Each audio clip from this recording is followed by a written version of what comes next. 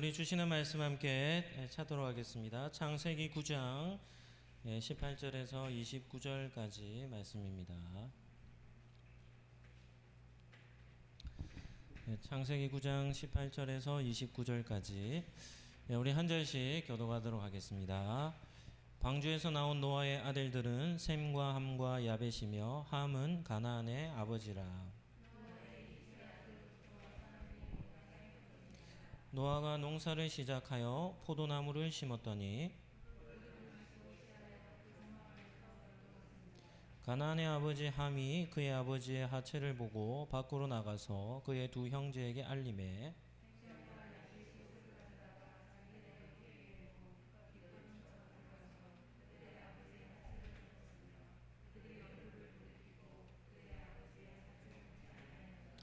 노아가 술이 깨어 그의 작은 아들이 자기에게 행한 일을 알고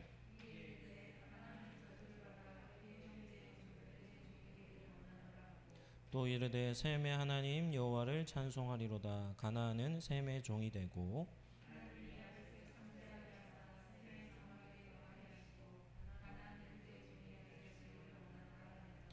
홍수 후에 노아가 350년을 살았고 그의 나이가 950세가 되어 죽었더라. 아멘. 오늘은 창세기 9장 말씀을 가지고 노아와 그의 아들들이라는 제목으로 잠시 말씀을 나누도록 하겠습니다. 한번 따라하겠습니다. 푸르름을 간직한 성도는 허물을 덮습니다.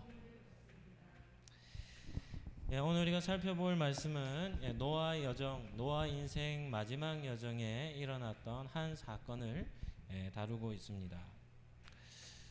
첫 번째는 노아의 세 아들들입니다. 성경을 읽을 때 우리가 항상 주의해야 할 요소가 있다면 그것은 성경을 저자의 관점으로 읽는 그런 훈련을 하는 겁니다. 이러한 원칙은 성경을 읽는데 가장 중요하죠. 그럼에도 이제 이렇게 훈련이 잘 되지 않으면 이런 원칙은 아는 것과 또 다르게 우리가 성경 읽기에 있어서 또 다르게 또 읽는 경우들이 많이 있습니다. 성도들이 제일 흔하게 하는 말씀 묵상이라고 하는 큐티 같은 경우도 큐티도 참 중요한 위치를 차지하지만 그럼에도 성경 본문을 이렇게 잘 해석하는 그런 훈련이 잘 되지 않으면 본문과는 전혀 다르게 다른 은혜들을 이렇게 받을 때가 종종 있죠. 성경 묵상을 하는 큐티를 할 때는 한 가지 팁을 드린다면 정독해서 본문을 읽어야 합니다.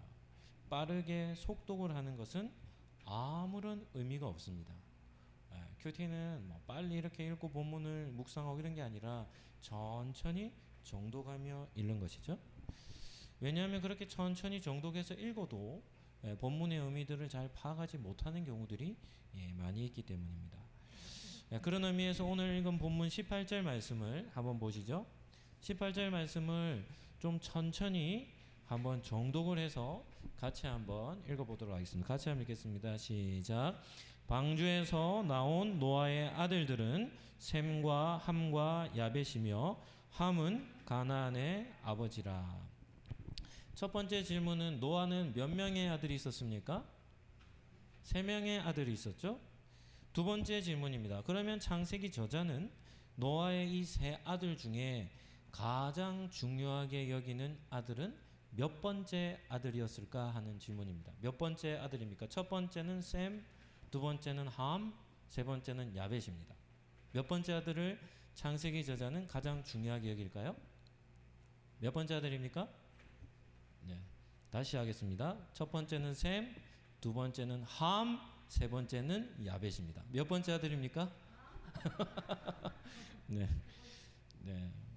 왜냐하면 본문이 그것을 이 사람을 강조하기 때문이죠. 네. 본문을 보시면 본문이 그것을 강조하기 때문입니다. 우리가 이렇게 보죠.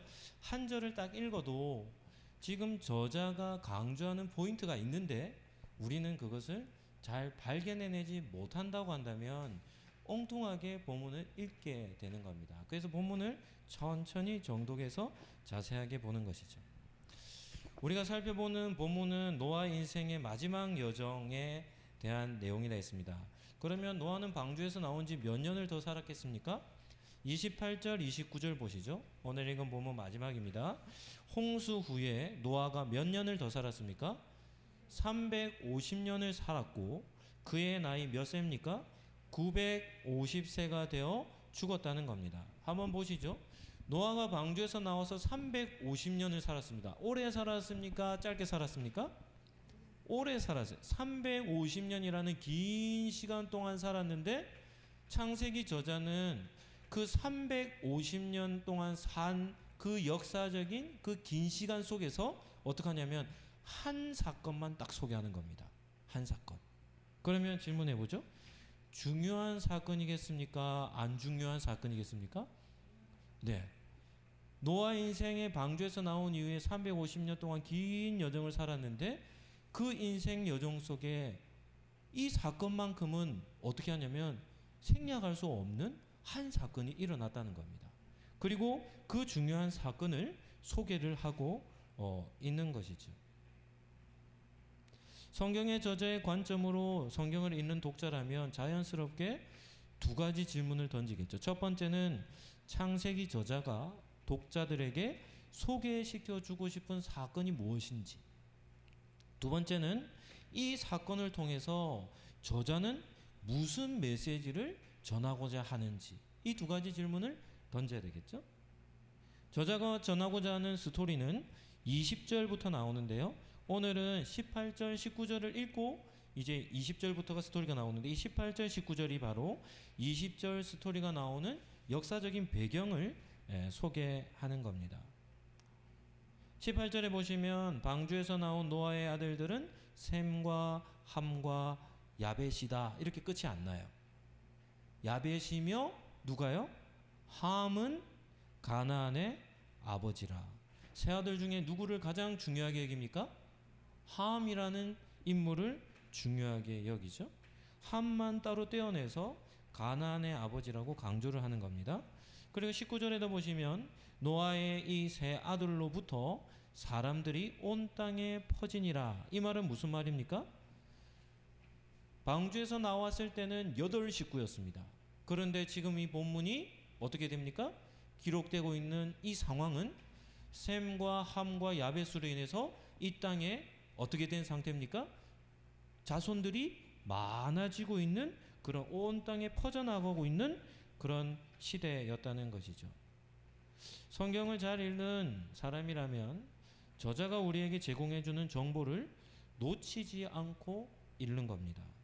그래서 오늘 본문에서 가나안은 가나안의 아버지가 함이라는 것과 두 번째는 세 아들로부터 후손들이 많이 번성했다라는 이 두 가지의 역사적인 상황을 가지고 이제 노아의 마지막에 일어났던 한 사건을 기록을 하고 있는 것이죠. 두 번째는 노아 인생 말미에 일어난 사건입니다. 20절과 21절에 보면 노아가 농사를 시작했다. 그리고 무엇을 심었습니까? 포도나무를 심었다.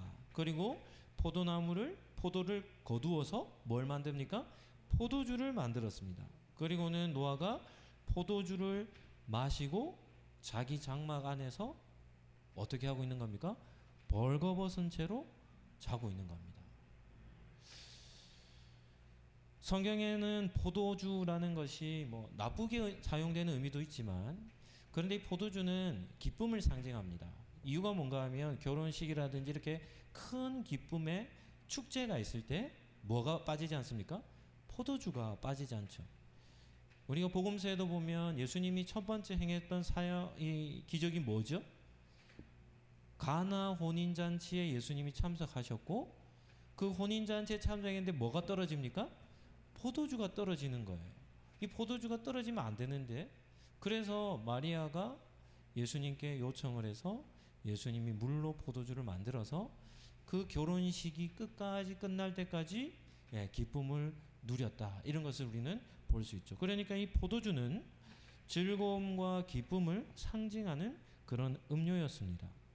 하지만 특별한 거룩성이 요구되는 사람들, 다시 말하면 제사장들, 성막을 섬기는 제사장들, 그리고 특별한 헌신을 했던 나시린들, 그리고 나라를 다스리는 왕이나 재판을 하는 재판관들, 이런 중요한 역할을 했던 사람들에게 있어서는 포도주가 금해졌습니다. 뭐 이유는 간단하겠죠. 술을 마시면 사람은 뭐 하기 때문입니까? 네, 실수하기 때문이죠. 그리고 죄를 짓기 때문에 그런 것을 금하는 대상들이 있었습니다. 포도주로 인해서 큰 실수를 했던 대표적인 인물이 오늘 본문에 나오는 노아입니다. 노아는 방주에 들어가기 전에 창세기에서 노아를 어떻게 소개하냐면 노아는 의인이다. 이 땅에 의인이 있습니까? 없습니까? 이 땅에 의인이 없죠. 그런데 노아를 가르쳐 하나님은 의인이라, 완전한 자라, 하나님과 동행한 사람이라 극찬을 했던 인물이 이 노아였죠. 그런데 노아가 방주에서 나온 뒤에는, 그전에는 흠이 없는 삶을 살았는데 방주에서 나온 이후에는 좀 흠이 좀 있었던 것 같습니다. 어찌되었든 오늘 본문에 나오는 노아는 포도주에 만취가 되어가지고 무절제하게 포도주를 마시고 어떻게 하냐면 벌거벗은 채로 장막에 쓰러져서 누워 있었던 것이죠. 오늘 본문에서 두 가지 포인트가 있습니다. 하나는 뭔가 하면 노아의 취함입니다. 그리고 또 한 가지는 뭐냐면 아들들의 반응입니다. 이 두 가지가 중요하죠. 그러면 오늘 본문에서 다루는 포인트는 노아의 실수를 강조하겠습니까? 아니면 아버지의 그런 모습을 본 아들들의 반응을 강조하겠습니까? 네. 노아의 실수라고 하기보다 노아의 이러한 모습을 발견하고 취한 아들들의 반응을 아주 중요하게 여기는 겁니다. 그래서 이 본문을 통해서 막 노아를 막 너무 비난하기보다 노아의 이런 실수를 보고 아들들이 어떻게 반응했는가 하는 것을 우리는 주목해 볼 필요가 있는 것이죠. 세 번째는 세 아들의 반응입니다. 여기서 잠깐 우리가 내용을 정리한다면 오늘 읽은 본문에서 저자는 노아의 세 아들 중에 누구를 강조했다 했죠? 함을 강조했다 했어요. 이 함을 강조해 놓고 그리고는 노아의 실수를 보여주는 겁니다. 그러면 성경에 감이 있는 사람들은 어떻게 성경을 읽겠습니까? 아, 저자가 함이라는 이 세 아들 중에 함을 강조하는구나. 한 가지를 가지고 그러면 이 함과 노아의 실수가 어떤 관련성이 있을까에 대해서 감을 잡을 수 있겠죠. 네. 그래서 그러한 이해를 가지고 오늘 본문을 한번 보도록 하겠습니다. 벌거벗은 채 만취로 쓰러져 있던 노아 아버지를 가장 먼저 발견한 사람이 있습니다. 22절에 보면 22절을 보시죠. 가나안의 아버지 함이 그의 아버지의 하체를 보고 밖으로 나가서 그의 두 형제에게 알렸다, 이렇게 나옵니다. 창세기 저자는 독자들에게 매우 의도적으로 반복해서 전하는 메시지가 있는데 그게 무엇인가 하면 가나안의 아버지 함이라는 겁니다. 몇 번째 강조하고 있죠? 두 번째 강조하고 있죠. 보시죠. 다른 아들들은 셈과 야벳이라 얘기하는데 유독 누구에게만요? 함에게는 수식어구가 하나 붙는데 가나안의 아버지 함이라는 거예요. 이 표현이 앞에서 18절에도 나오고 22절에 노아가 벗은 채 쓰러져 있는 모습을 목격하는데도 똑같은 표현이 기록되어져 있는 것이죠. 중요한 것은 함이 보인 반응입니다. 창세기 저자는 함의 행동을 두 가지로 기록합니다. 첫 번째는 함은 아버지의 하체를 보았다, 이렇게 기록하고 있죠. 여기서 보다는 것은 그냥 본 것이 아니라 의도적으로 보다, 뭐 이런 의미를 가지고 있습니다. 그래서 이런 이유로 성경 해석가들 중에 뭐 예전에 이런 본문을 해석했던 분들은 어떻게 보냐면 인류 최초의 동성애자가 함이었다, 뭐 이렇게도 봅니다. 왜냐하면 아버지가 벗은 채 누워져 있으면 어떻게 성경이 기록되냐면 이렇게 기록되어 있겠죠. 노아가 벗은 채 누워 있었고 함은 아버지가 벗은 채 누워 있는 모습을 보고 나갔다, 이렇게 하면 되는데 성경은 어떻게 기록하냐면 아버지의 하체를 보고 나갔다는 겁니다. 그냥 벗어 있는 몸을 보고 나간 게 아니라 하체를 보고 나갔다는 것을 강조하는 것이죠. 그래서 예전에는 함은 최초의 동성애자였다, 이렇게 평가도 합니다. 또 뭐 아버지의 하체라고 하니까 또 어떤 사람들은 단순히 이거는 상징적인 표현으로 뭐 아버지의 소속되어 있는 그의 어머니와 근친상간을 했다. 뭐 이렇게도 해석한 사람들이 있는데 그것은 좀 너무 지나친 해석이 아닐까 생각합니다. 그리고 두 번째는 함은 아버지의 모습을 보고는 두 형제에게 가서 알렸다는 것이죠. 여기서도 두 형제 셈과 야벳 형과 동생에게 알렸는데 이것도 그냥 아버지가 벗은 채 누워 있더라 이렇게 알린 내용이 아닌 것 같아요. 왜냐하면 노아가 나중에 잠에서 술에서 깨어 이 함이 행한 일을 듣고 어떻게 하냐면 엄청나게 노합니다. 그리고 아주 무서운 저주를 내려요.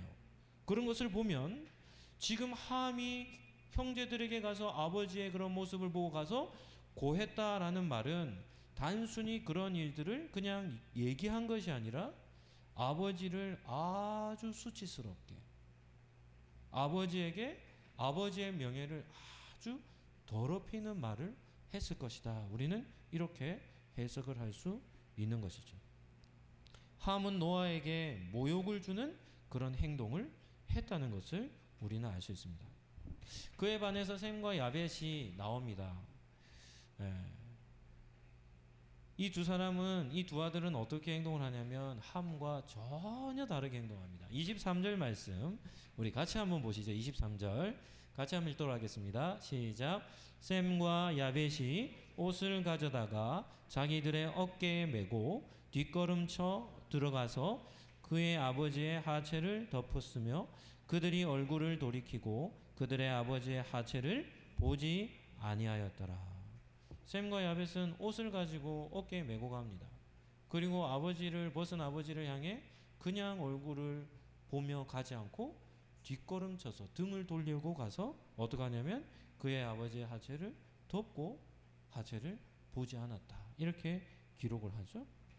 창세기 저자가 전하는 메시지는 무엇이겠습니까? 셈과 야벳의 행동이 아버지의 실수를 대하는 아들들의 당연한 도리라고 전하는 겁니다. 이것이 아버지의 실수를 대하는 아들들의 행동이어야 하는 것이죠. 그런데 셈과 야벳과는 반대로 함은 정반대로 행한 겁니다. 아버지의 하체를 보았을 뿐만 아니라 아버지에 대해서 다른 사람들 앞에서 말했던 것이죠. 한 아들들은 아버지를 존중히 여기며 그의 명예를 철저하게 보호했던 반면 한 아들은 아버지의 모든 수치스러움을 다 드러냈다는 것입니다. 네 번째는 노아의 반응입니다. 우리가 마지막으로 살펴본 내용이 함의 행동과 셈과 야벳의 행동에 대한 노아의 반응이죠. 노아는 극단적으로 반응을 합니다. 먼저는 함의 행동에 대해서 저주합니다. 25절 말씀을 한번 볼까요? 25절 말씀도 중요한 말씀이니까 같이 보되 좀 천천히 한번 읽어보겠습니다. 같이 읽겠습니다. 시작. 이에 이르되 가나안은 저주를 받아 그의 형제의 종들의 종이 되기를 원하노라 하고, 우리는 여기에서 지금까지 저자가 아주 강조했던 한 가지 사실을 발견할 수 있어요. 우리 성도님들, 그 사실이 뭘까요? 지금까지 저자가 아주 강조했던 그 결과가 여기 나옵니다. 그게 뭘까요? 창세기 저자는 함을 어떻게 표현했습니까? 가나안의 아버지라고 표현했죠. 그런데 노아가 잠에서 깨어서 함의 잘못된 행동을 보고 저주를 하는데, 함을 저주한 게 아니라 누구를 저주합니까? 가나안을 저주하고 있다는 겁니다. 이것이 중요한 거예요. 저자의 강조점을 우리는 잘 살펴야 됩니다. 분명히 노아가 일어났으면 누구를 저주해야 됩니까? 함을 저주해야 되는데 노아는 함을 저주한 게 아니라 함의 마지막 아들이었던 가나안을 저주합니다. 어떻게 저주를 합니까? 내 형제들의 종들의 종이 되기를 원한다는 겁니다. 한번 보시죠. 형제들의 종이 아니라 형제들의 종들의 종이라는 겁니다. 그러면 신분적으로 본다면 어떤 신분이라는 겁니까? 가장 비천한 신분. 형제들의 종의 수준도 아니고 형제들의 종들의 종이니까 사회적으로 가장 비천한 신분이 될 거라는 겁니다. 누가요? 가나안의 후손들이 그렇게 될 거라는 것이죠. 아버지 함의 큰 실수로 인해서 가나안은 무서운 저주를 받은 것입니다. 가나안이 함을 대신해서 저주를 받는 데는 이렇게 해석을 합니다. 함의 악한 성향을 가나안이 가장 많이 닮았기 때문이다. 이렇게도 해석을 합니다. 또한 이스라엘 백성들, 이게 저자적 관점으로 보자 했죠. 지금 창세기를 쓰고 있는 사람은 누구입니까? 네, 모세죠. 모세에게는 부여되어진 사명이 있었습니다. 그게 뭐죠? 이스라엘 백성을 애굽에서 뭐 해내는 겁니까? 구원해내는 것. 그리고 이스라엘 백성들을 어디로 데려가는 겁니까? 약속의 땅 가나안으로 들어가는 겁니다. 그런데 이스라엘 백성들이 출애굽에서 가나안 땅에 들어갈 때 가나안 땅에는 누가 살고 있었습니까? 가나안 민족들이 살고 있었습니다. 가나안 민족들이 살고 있었어요. 그리고 그 가나안 민족들을 어떻게 하고 땅을 차지하는 겁니까? 정복을 하고 땅을 차지해야 하는 것이죠. 가나안 민족에게는 크게 두 가지 죄가 있습니다. 첫 번째는 우상 숭배하는 거죠. 바알과 아세라를 숭배하는 것. 또 한 가지는 뭔지 아세요? 성적인 문란함입니다. 성적인 문란함. 가나안 땅에 살고 있는 가나안 민족들, 우상 숭배자들이었고 성적으로 매우 부도덕한 민족이 가나안 민족이었어요. 그러니까 모세의 관점에서 그 땅 가나안 민족을 멸하고 이스라엘 백성들이 그 땅을 차지하는 데 있는데, 차지해야 될 것이 자신들의 사명인데, 그런데 그 땅에 있는 가나안 민족을 멸하는 것, 이 멸하고자 하는 그 시작점이 어디인가 하면 노아의 시대에 함과 가나안이 어떻게 되는 겁니까? 노아에게 저주를 받은 겁니다. 저주를 받은 거예요. 따라서 가나안 민족에 대한 멸망은 새로운 시대를 시작했던 노아의 아주 오래전부터 내려졌던 그 저주가 모세 시대의 성취가 됨을 뜻하는 것입니다. 그래서 가나안 땅을 정복하는 정당성을 확보하는데 노아 시대로부터 거슬러 올라가는 거죠. 한번 보시죠. 노아가 방주에서 나온 뒤 몇 년을 살았다 했습니까? 350년을 살았죠. 그 350년을 사는 기간 동안 한 가지 사건은 절대로 그냥 생략할 수 없었습니다. 그 사건이 무슨 사건입니까? 노아의 술 취하고 벗은 사건으로 인해 누가 저주를 받은 겁니까? 가나안이 저주를 받은 겁니다. 그리고 그 받은 저주가 누구 때에 성취가 되는 겁니까? 여호수아 때에 성취가 되는 것이죠. 두 번째는 노아는 셈과 야벳에게 축복합니다. 셈에게 대해서는 이렇게 축복을 하죠. 셈의 하나님 여호와를 찬송하리로다. 가나안은 셈의 종이 될 것이다. 이렇게 말합니다. 여기서 우리는 셈이 받은 축복의 가치를 발견할 수 있죠. 노아는 셈에게 어떻게 축복합니까? 셈의 하나님 여호와 이렇게 얘기하는 겁니다. 셈이 받은 축복이 뭡니까? 하나님과의 인격적인 관계, 하나님과의 언약적 관계를 맺고 있는 대상이 누군가 하면 셈이라는 것이죠. 따라서 셈은 축복의 후계자임을 알 수 있는 겁니다. 하나님께서는 셈의 하나님이 되신다는 겁니다. 신약의 성도들은 모두 셈이 받은 복을 받은 사람들이죠. 우리는 예수님을 통해서 하나님과의 관계가 인격적인 관계, 또 언약적 관계를 맺고 있지 않습니까? 따라서 하나님께서는 오늘 예배를 참석한 우리 성도님들 여러분의 하나님 여호와가 되시는 줄로 믿습니다. 여러분들도 하나님을 부를 때 어떻게 불러야 하겠습니까? 다윗은 이렇게 하나님을 부릅니다. 나의 힘이 되신 여호와여. 하나님을 어떻게 부르냐면 나의 하나님이여 이렇게 부르는 겁니다. 오늘 예배를 드리는 우리 성도님들도 하나님을 부르실 때 앞에 하나의 수식어를 붙이시죠. 어떻게 붙이시겠습니까? 어떻게 붙이시겠습니까? 나의 하나님 여호와여. 이렇게 하나님의 이름을 부르시기를 예수님 이름으로 축복합니다.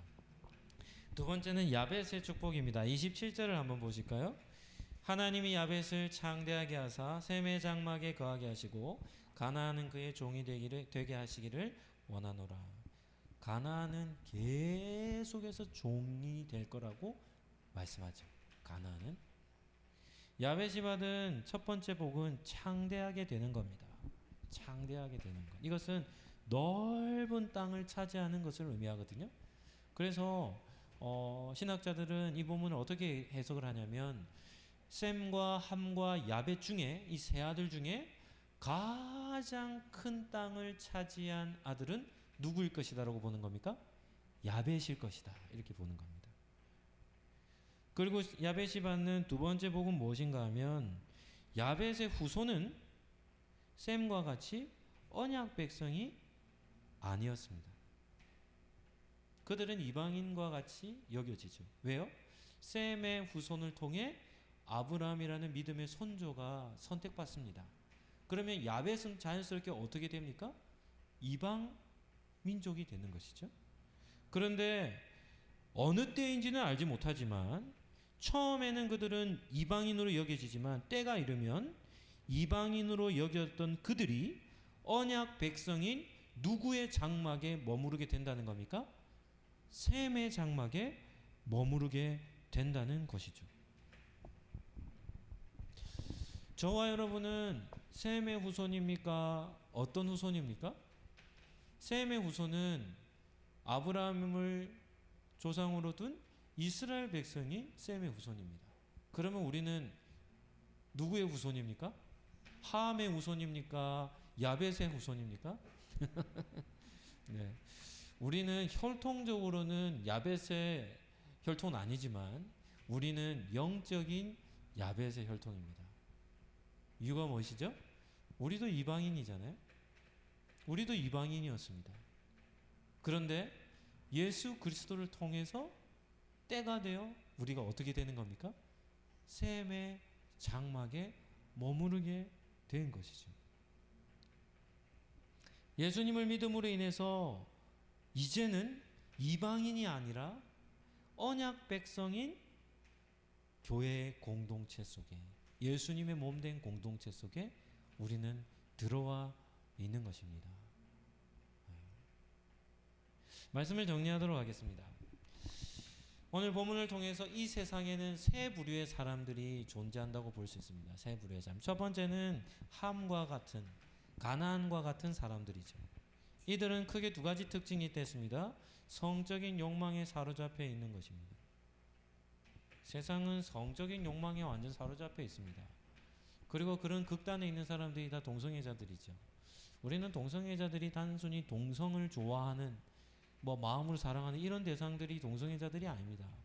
동성애자들은 거의 성중독자들입니다. 성욕을 통제하지 못하는 사람들이에요. 엉망진창이 성적인 부분에서 완전 무질서한 사람들이 동성애자들이죠. 그런 사람들이 이 시대에는 너무나도 많이 있습니다. 이 함에 속하는 가나안에 속한 사람들이죠. 또 다른 특징은 인간관계에서 배은망덕하게 행동하는 것입니다. 인간관계에는 질서가 있습니다. 그런데 이들은 그러한 질서를 파괴해버리죠. 사람들 앞에서 특정한 대상의 인격을 모독하고 수치와 모욕을 안겨주는 삶의 형태를 취하는 것입니다. 그래서 함과 가인에게 속한 사람들은 어떤 사람입니까? 이런 사람들은 다 불신자라 볼 수 있는 것이죠. 유명한 사람들이 익명성이 가지고 있는 온라인상에서 엄청난 상처를 받습니다. 이유가 무엇입니까? 익명성이 보장되니까 다른 사람에게 입에 담지 못할 모욕을 하는 시대입니다. 지금 시대는 어마어마한 수치를 드러내는 시대입니다. 그러니까 그런 댓글을 보고는 유명인사들이 엄청난 데미지를 받는 거죠. 다른 사람에게 수치와 모욕을 주는 그런 시대가, 이것이 너무 일반화되어 있는 시대가 우리가 사는 세상이죠. 여기에 속해 있는 사람들이 다 함과 가나안에 속해 있는 사람들입니다. 두 번째는 셈과 같은 사람들이죠. 언약 백성으로 선택받은 사람들입니다. 이들은 영적인 이스라엘이라 부르고 싶습니다. 하나님께서 택하셔서 평생 언약 공동체 안에 머무르며 사는 사람이죠. 믿음의 울타리를 벗어나지 않는 사람들입니다. 우리로 비친다면 어떤 사람들이 되겠습니까? 엄마의 뱃속에서부터 출생의 때부터 믿음의 공동체 안에 머물러 있는 그런 아이들, 그런 사람들이 셈에 속한 사람들이라 할 수 있죠. 마지막 세 번째는 야벳과 같은 사람들입니다. 처음에는 언약 밖에 있었지만 하나님의 특별한 인도하심으로 언약 공동체에 들어와 교회에 소속된 사람이라 할 수 있습니다. 따라서 이 세상에는 이렇게 세 부류의 사람이 존재하는 것이죠. 오늘 수요예배 참석한 우리 성도님들은 다 언약 백성, 축복의 상속자들인 줄로 믿습니다. 우리는 먼저 믿은 사람들이죠. 먼저 믿은 사람들에게는 한 가지 중요한 사명이 있습니다. 그 사명이 무엇이겠습니까? 야벳의 후손들을 찾아 언약 공동체로 어떻게 하는 겁니까? 데려오는 것입니다. 언약 공동체로 인도해야 할 사명이 우리에게 있는 것이죠. 이것을 우리는 전도라 선교라 할 수 있습니다. 먼저 믿은 모든 사람에게 주어져 있는 거룩한 사명이죠. 오늘 예배를 드린 우리 성도님들을 통해서 우리 상록교회도 야벳에 속한 그런 성도들이 앞으로 여러분들을 통해 더 많아지는 복이 있기를 예수님 이름으로 축복합니다. 두 번째는 타인의 실수에 대해서 덮어줄 수 있는 미덕을 갖추는 삶이 우리에게는 요구가 됩니다. 더욱이 그 대상이 가족이나 교회 공동체라고 한다면 우리는 그들의 인격과 명예를 더 보호해 주어야 할 사명이 있는 겁니다. 셈과 야벳의 취한 행동을 우리는 기억해야 합니다. 그는 아버지의 부끄러운 모습, 실수를 어떻게 하냐면 철저하게 존중하며 그 부끄러움을 어떻게 하냐면 덮어주는 겁니다. 온전히 덮어주는 것이죠. 교회 안에서 서로를 향하여 수치와 모욕을 주고 교회 공동체를 향하여 세상 앞에 교회를 욕먹이는 일, 이런 일은 정말 해서는 안 될 일이죠. 안타깝게도 요즘 시대는 너무나도 이 매체들이 다양하지 않습니까? 요즘은 교회를 누가 교회 욕을 먹이는지 압니까? 불신자들이 교회를 욕먹이지 않습니다. 우리가 사는 시대는 누가 교회를 욕먹이는지 압니까? 교회를 다니는 사람이 교회를 더 부끄럽게 만듭니다. 대표적인 신문사가 뉴스엔조 이런 데입니다. 이 신문사는 교회의 모든 부끄러움을 다 찾아내서 온 세상에 알리는 사명을 가지고 있는 신문사예요. 교회에 무슨 문제만 일어났다면 찾아와 가지고는 그 교회의 부끄러움을 어떻게 하냐면 모든 만방, 한국에 있는 모든 사람들에게 교회의 허물을 다 까발리는 역할을 하는 겁니다. 누구와 같은 짓을 하는 거냐면 함과 가나안과 같은 짓을 하고 있는 것이죠. 예수님의 뜻, 하나님의 뜻은 정반대인데 너무나도 안타까운 사명감에 불타있는 사람들입니다. 우리는 그렇게 하면 안 됩니다. 잘못된 것은 고쳐야 하지만 그럼에도 그런 실수를 대하는 태도는 어떻게 해야 되는 겁니까? 허물을 어떻게 하는 겁니까? 덮어주는 삶의 형태를 취해야 하는 것이죠. 더더욱 우리와 가까운 가족이나 교회 공동체, 언약 공동체 속에 있는 대상들이라고 한다면 샘과 야벳과 같이 허물을 덮어주는 그런 삶을 살아가시기를 예수님 이름으로 축복합니다. 한번 따라하도록 하겠습니다. 푸르름을 간직한 성도는 허물을 덮습니다.